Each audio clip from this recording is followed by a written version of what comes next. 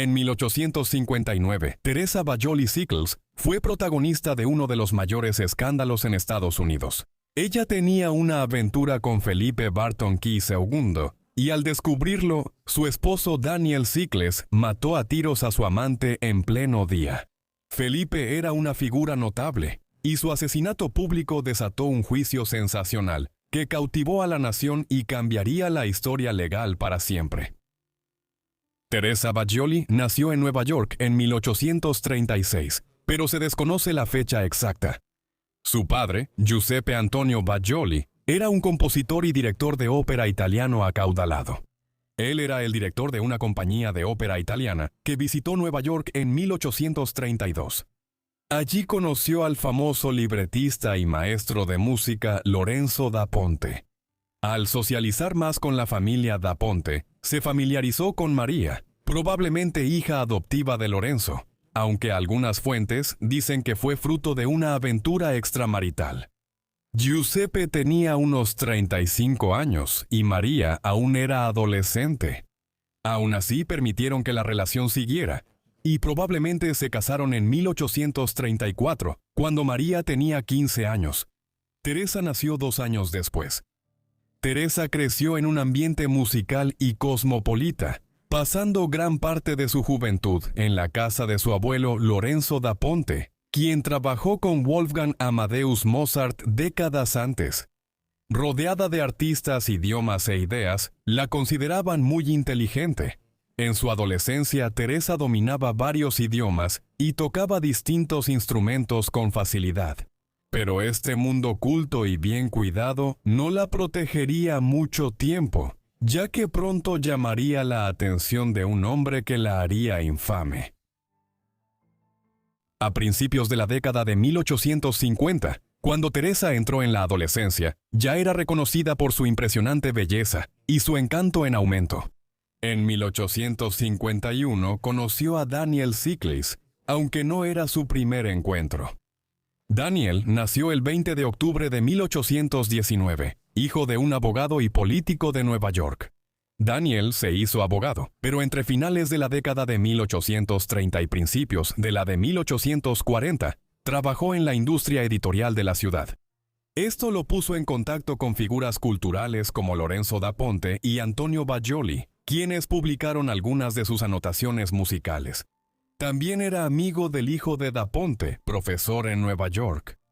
Aunque después tuvo éxito, cuando apenas pasaba de los 20 años, sus padres creían que era inestable y necesitaba guía, por lo que lo mandaron al hogar académico de Lorenzo da Ponte, donde estudió francés e italiano. Vivió allí cerca de un año a finales de la década de 1830, cuando tenía unos 20 años, y Teresa era bebé.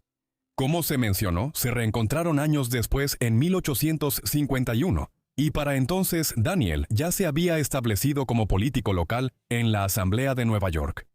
Daniel se enamoró rápido de Teresa y le propuso matrimonio. A pesar de su estatus y relación con la familia de Teresa, los Bajoli al principio no dieron su consentimiento. Sin desanimarse, Daniel se casó con Teresa el 17 de septiembre de 1852 en una ceremonia civil, y luego la unión fue reconocida formalmente en una ceremonia religiosa tras la aprobación familiar. No está del todo claro cuál era exactamente la diferencia de edad entre ellos. Daniel nació en 1819, aunque luego dijo haber nacido en 1825, probablemente para disimular la diferencia de edad con su joven esposa. Si aceptamos esa fecha, él tenía casi 33 años, y Teresa unos 16 al casarse, unión que pronto se desmoronaría en medio del escándalo. El matrimonio de Daniel y Teresa comenzó de manera bastante convencional. Teresa tuvo una hija llamada Laura Buchanan a fines de la primavera de 1853 en Enosontanswe. Es difícil saber si sospechaban que Teresa estaba embarazada al casarse en septiembre del año anterior, aunque probablemente ya planeaban hacerlo. Por lo tanto, no fue una boda apresurada por el embarazo, por así decirlo. Aunque parecía un matrimonio normal, tuvo problemas desde el inicio.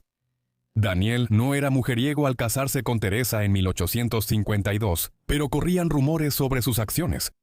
Una vez fue censurado por la Asamblea de Nueva York por frecuentar a una prostituta conocida y llevarla a las cámaras de la Asamblea.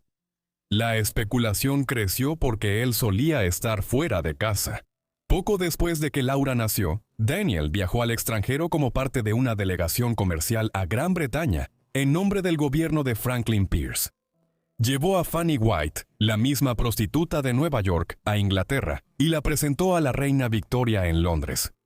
Al volver a casa, fue elegido para la Cámara de Representantes de Estados Unidos en 1856 y asumió el cargo al año siguiente. Daniel y Teresa se mudaron a Washington, D.C. y se establecieron cerca de Lafayette Square, en el centro político. Allí Teresa pronto destacó en la élite, reconocida por su belleza, encanto y talento como anfitriona, ganándose el apodo de Reina de la Sociedad de Washington. Parecían la pareja ideal, pero las constantes infidelidades de Daniel mostraban otra realidad.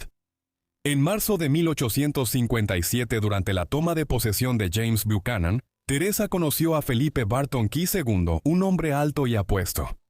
Felipe era hijo de Francisco Scott Key. Francisco fue un poeta y abogado estadounidense famoso.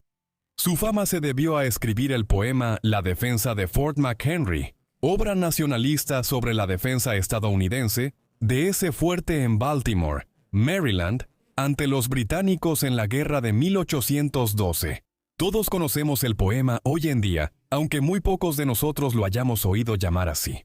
Luego se le añadió música y hoy se conoce como el Star Spangled Banner. En Washington, Felipe y Teresa se movían en los mismos círculos sociales y con frecuencia se veían en reuniones y eventos, donde poco a poco se fueron acercando más. Debido a las ausencias de Daniel por temas políticos, Teresa iba sola a los eventos, aunque Felipe siempre la acompañaba de cerca. Aún joven y más aislada, Teresa parece haberse desilusionado de su matrimonio. En la primavera de 1858, tras un año en Washington, su amistad con Felipe se convirtió en un romance. Felipe era una figura prominente en Washington, que se desempeñaba como fiscal de los Estados Unidos para el Distrito de Columbia. Él nació en 1818 y era 18 años mayor que Teresa, quien tenía unos 22 años. Felipe, viudo con 4 hijos, era considerado uno de los hombres más guapos de la ciudad. El romance entre Felipe y Teresa duró casi un año, en gran parte oculto del público. Aunque intentó ocultarlo, el apego de Felipe pronto fue evidente. Bueno, a menudo lo veían merodeando cerca de su casa o apareciendo donde quiera que ella estuviera. Los dos se reunían con frecuencia, a veces en la calle o en su carruaje, y eventualmente organizaron encuentros más privados. Felipe rentó una casa cerca de los Sickles para que la pareja se viera en secreto. Al pasar por la casa de Teresa, Felipe señalaba con su pañuelo, y si ella respondía igual, se veían en la casa. Pero fue esta señal la que finalmente causó su caída. Aunque ambos intentaron mantener la relación en secreto, Daniel recibió el 24 de febrero de 1859 una carta anónima informándole que su esposa tenía una aventura. Furioso, Daniel confrontó a Teresa. Al principio ella negó la aventura, pero bajo presión, se derrumbó y dio una confesión escrita detallada describiendo sus encuentros con Felipe. Luego, él le hizo prometer que no lo vería de nuevo. No se sabe quién envió la carta a Daniel, pero el romance entre Teresa y Felipe era conocido por el personal de la casa Sickles, así que pudo ser alguien que vio a Felipe entrar y salir. Lo que sí sabemos con certeza es que Felipe Barton Key II fue asesinado solo 3 días después, el 27 de febrero de 1859 en Lafayette Square, y Billings en Washington, D.C. Lafayette Square ahora se llama President's Park. Ese día, Daniel Sickles vio a Felipe Key afuera de su casa y pensó que agitaba su pañuelo para llamar a Teresa. Felipe estaba ansioso porque no sabía nada de Teresa desde hacía días y había rentado un cuarto en el Club Cosmos, frente a la residencia de los Sickles, al otro lado de Plaza Lafayette. Felipe no sabía que habían descubierto el romance y, mientras esperaba en la plaza sin sospechar, Daniel se armó con pistolas para enfrentarlo. Según un testigo cercano de los hechos y el abogado Samuel F. Butterworth, cuando vio a Felipe afuera, Daniel salió corriendo y se acercó a Felipe. Luego gritó: «Canalla, has deshonrado mi casa. Debes morir». Felipe preguntó: «¿Por qué?». Entonces Daniel sacó una pistola y le disparó a Felipe. El primer disparo rozó la mano de Felipe y luego hubo un forcejeo. Ambos forcejearon y Daniel Sickles logró disparar de nuevo, hiriendo a Felipe debajo de la ingle. Herido, Felipe se tambaleó y buscó refugio tras un árbol cercano. Mientras lo hacía, gritó: «¡Asesino! ¡No me mates!». Sin embargo, Daniel realmente tenía la intención de matarlo, y se acercó y disparó 2 tiros más a quemarropa. Uno de los tiros no salió, pero el otro alcanzó a Felipe en el pecho y le causó una herida mortal. Daniel huyó, mientras que Felipe fue arrastrado a una casa cercana, donde murió poco después. Ese mismo día, Daniel fue arrestado tras refugiarse en casa del fiscal general Jeremiah S. Black, pero no lo retuvieron como se podría esperar. El arresto de Daniel Sickles causó sensación en Washington. Aunque fue detenido en una prisión notoriamente lúgubre e infestada de ratas, sus propias circunstancias estaban lejos de ser ordinarias. Le dieron comodidades especiales, como comida de su casa, habitación con calefacción y visitas frecuentes de familiares y figuras importantes de Washington.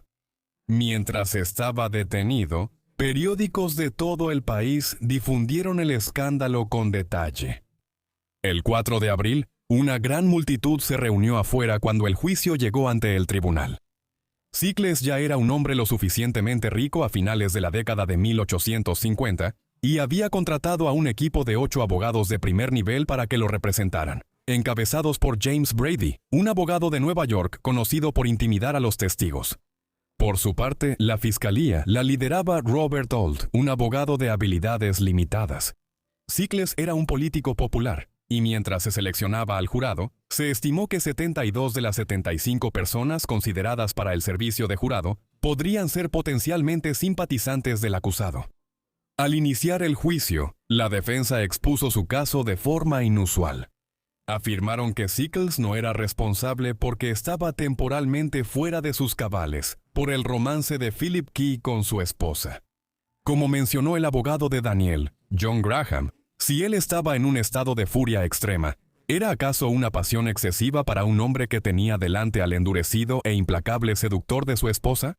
A medida que se desarrollaba este argumento de locura temporal, surgió una situación extraña en la que el asesinado Key casi se convirtió en el hombre juzgado en la corte, mientras que Sickles era retratado como la víctima. La defensa intentó reforzar su caso, presentando como prueba la confesión escrita de ella sobre el romance, esperando así justificar aún más las acciones de Daniel. La fiscalía se opuso y el documento fue inadmisible.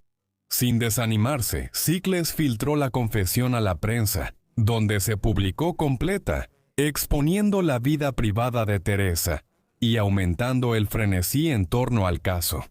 Otro momento clave fue cuando un doctor testificó en el estrado. El colapso psicológico de Daniel como resultado de las revelaciones sobre la infidelidad de Teresa había sido tan grande que le preocupaba que Daniel nunca se recuperara de la locura que lo llevó a matar a Philip Key.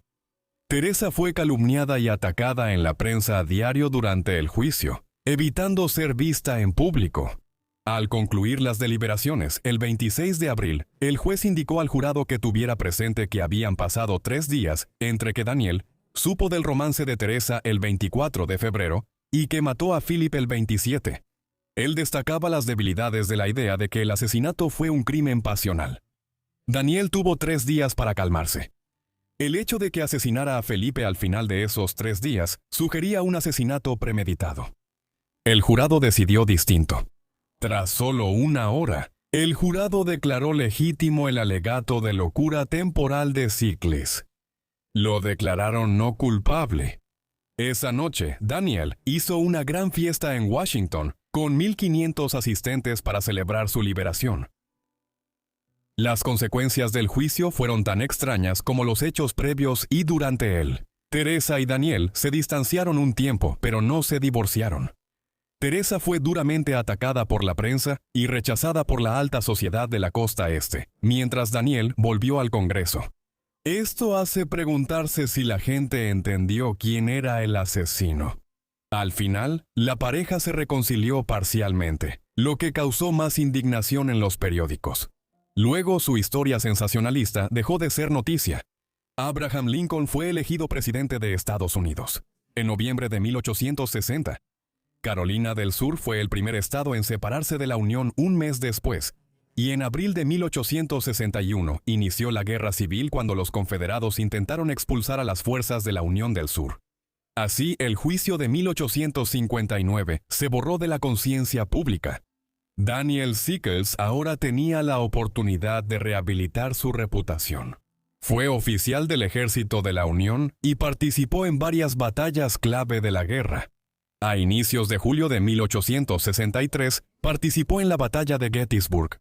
En el enfrentamiento, una bala de cañón destrozó su pierna derecha. La pierna fue amputada y enviada al Museo Médico del Ejército en Washington. Los huesos siguen en exhibición en el Museo Nacional de Salud y Medicina. Tras el escándalo, el matrimonio de Teresa nunca volvió a ser el mismo, y ella se alejó de la vida pública. Vivió sus últimos años en Nueva York y murió en Brooklyn el 5 de febrero de 1867 por tuberculosis. Tenía solo 30 o 31 años. A pesar del escándalo de años atrás, su funeral en Greenwich Village tuvo buena asistencia debido a las conexiones de su familia. En 1869, Daniel fue nombrado ministro de Estados Unidos en España, y algunos rumores afirman que incluso tuvo un romance con la exiliada reina Isabel II. En Madrid inició una relación con Caramina, una hispano-francesa, y se casaron en 1871. La pareja tuvo 2 hijos. Al volver a casa en 1880, ocupó varios cargos en Nueva York y regresó brevemente al Congreso entre 1893 y 1895. Para entonces, su hija con Teresa ya había muerto.